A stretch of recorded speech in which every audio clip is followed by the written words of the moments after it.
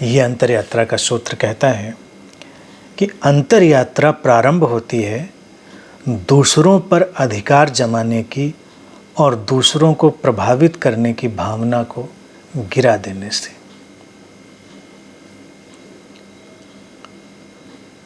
दूसरों पर अधिकार जमाने की भावना और दूसरों को प्रभावित करने की भावना किसी भी सीकर के लिए सबसे खतरनाक है।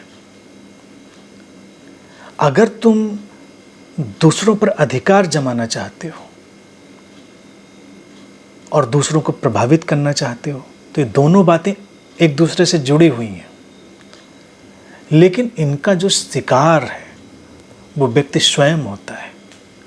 जब तुम किसी दूसरे के ऊपर अधिकार जमाने की कोशिश करते हो तो वास्तविकता ये है कि तुम ही उसके अधिकार में आ जाते हो। एक सीकर को तो बेपरवाह होना है, उसे दूसरों से बंधना नहीं है, दूसरों के साथ प्रेम पूर्वक सौहार्दपूर्वक रहना है, जीना है, पूरी संवेदनशीलता से संबंधों में रहना है, वो एक अलग बात है। लेकिन किसी पर अधिकार जमाना, पॉजेसिवनेस का उपयोग करना, ये इसलिए घातक हो जाता है एक अंतर्यात्री के लिए, सीकर के लिए, क्योंकि वो पलटकर स्वयं इसका शिकार हो जाता है। तो कई बार जो लगता है कि व्यक्ति बंधन में है तो बंधन में वो दूसरे की तरफ से नहीं है, वो अपने ही अंदर से बंधन में है। तुम दूसरों के ऊपर से अधिकार जमाने की भावना को छोड़ो तो तुम्हारे अंदर से भी जो बंधन है ढीला पड़ेगा और दूसरों का अधिकार तुम्हारे ऊपर से भी छूटेगा। और फिर रहा सवाल प्रभावित करने का दूसरों को, ये इतनी घातक वृत्ति है, इससे अंतर यात्रा में गए साधक को तो बचना ही है। हम बचपन से ही अपने बच्चों की अपब्रिंगिंग ऐसी करते हैं, उनका पालन पोषण ऐसा करना शुरू करते हैं, हमारी चारों तरफ का समाज ऐसा है जो बस दूसरों को प्रभावित करने की भावना को ही उत्प्रेरित कर रहा होता है। वो उनके अपने भीतर उतरकर जीवन के सर्वांगीण विकास के रास्ते खोलने में उतनी अभिरुचि नहीं लेता दिखता, लेकिन उसको दिखता है कि कैसे तुम दूसरों को प्रभावित करो। अब चाहे वो फैशन हो, चाहे वो ज्ञान हो, धन हो, शक्ति हो, उसका जो सबसे बड़ा उद्देश्य है वो अपने सुख और शांति के लिए तो नहीं है, उसका सबसे बड़ा उद्देश्य तो दूसरों को प्रभावित करने के लिए। अगर इस बात को हटा दो तो तुम्हारे भीतर से कितना तनाव चला जाएगा, कितनी अशांति चली जाएगी, कितनी उथल पुथल बेचैनी चली जाएगी। और अगर बिल्कुल व्यावहारिक अर्थ में देखा जाए, तुम्हारी तमाम शक्ति बचेगी, तुम्हारा तमाम धन बचेगा, तुम्हारी फिजूल खर्ची समाप्त हो जाएगी। क्यों आए दिन नया नया फैशन करना है? क्योंकि दूसरों को प्रभावित करना है। क्यों इतना वस्तुओं का जगत अपने चारों तरफ खड़ा करना है? क्योंकि दूसरों को प्रभावित करना है और प्रभावित कर कर उनके ऊपर अधिकार जमाने की कोशिश करनी है। ये बात अपने भीतर के खोखलेपन और खालीपन और अर्थहीनता से पैदा होती है। अंतर यात्रा है अपने भीतर अर्थ को पैदा करने की कोशिश, अपने भीतर के जो खोखलेपन और खालीपन है उसको एक नया आयाम देने की कोशिश।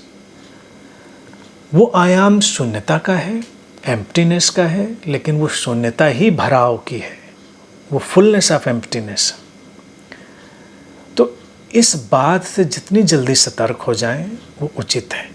और अपने बच्चों को जब हम विकसित करें तो उनको अपने जीवन में विकसित होने का मार्ग दिखाएं, वो अपनी प्रतिभा में, अपने जीवन के विकास में खुश होना सीखें, ना कि दूसरों को प्रभावित करने की किसी कोशिश में।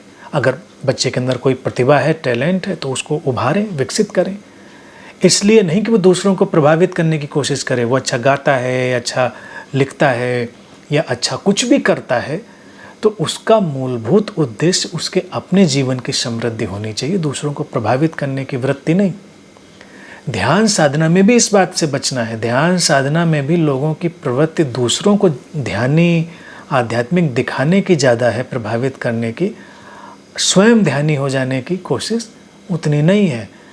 कई बार ऐसा अगर हो कि कोई तुमको ध्यानी ना माने कोई तुमको आध्यात्मिक ना माने और तुम्हें इस बात से कोई फर्क ना पड़े तो बिल्कुल ठीक है। लेकिन अगर इस बात को तुम बहुतायत में डालो तो तमाम लोगों की ध्यान साधना में रुचि खत्म हो जाती। क्योंकि अच्छा दिखना, दूसरों को प्रभावित करने का जो आयोजन है, उस कारण से ही वो तमाम कुछ कर रहे होते हैं। तो उसको अगर खींच लिया जाए उनके बीच से तो उनके जीवन में लगता है कुछ करने जैसा नहीं। तो जीवन के हर पहलू पर इस बात को डालकर देखें। ये बात बस इसीलिए है क्योंकि इस बात में हम अपनी अधिकांश ऊर्जा नष्ट कर देते हैं, अपनी अधिकांश शक्ति नष्ट कर देते हैं, अपना अधिकांश अमूल्य समय नष्ट कर देते हैं। तो जैसे ही हम दूसरों को प्रभावित करने की वृत्ति से, उस एटीट्यूड से हटते हैं तो हमारा समय बचता है, हमारी शक्ति बचती है, हमारी जो जीवन की ऊर्जा है वो किसी नए आयाम की ओर दौड़ती है। और वो आयाम है स्वयं से जुड़ने का, अपने स्रोत से जुड़ने का। और वहाँ पर वो आनंद और शांति है जिसकी छद्म तलाश में, स्यूडो सर्च में ही व्यक्ति दूसरों को प्रभावित करने में लगा था। क्योंकि इसीलिए तो प्रभावित कर रहा था कि उससे उसको सेटिस्फेक्शन मिले। अब जब वो अपने स्रोत की ओर मुड़ेगा, अपनी इस तमाम शक्ति और ऊर्जा को बचाकर, तो उसको सेटिस्फेक्शन तो, संतुष्टि जो है, परितृप्ति तो है, सहजता में मिलेगी। और वही उद्देश्य है जीवन का। तो ये सूत्र बहुत सरल है लेकिन बहुत ही काम का और बहुत ही प्रभावशाली है। तो जितना जल्दी हो सके दूसरों को प्रभावित करने की वृत्ति से दूर हो जाए, उन पर अधिकार जमाने की वृत्ति से दूर हो जाए, और यही मुक्ति का मार्ग है।